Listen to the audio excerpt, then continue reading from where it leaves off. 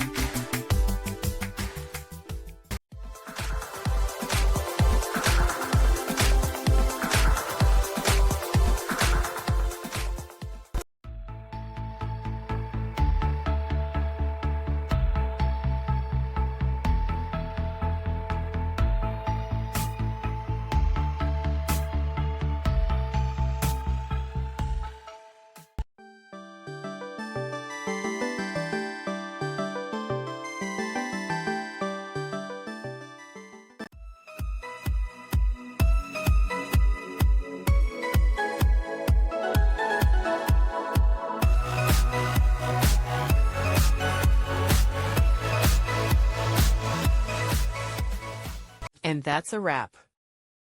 I hope you found the answer you were looking for. If you did, take a second to hit that subscribe button. It really helps out. And let me know in the comments which solution worked best for you. See you next time in the debug zone.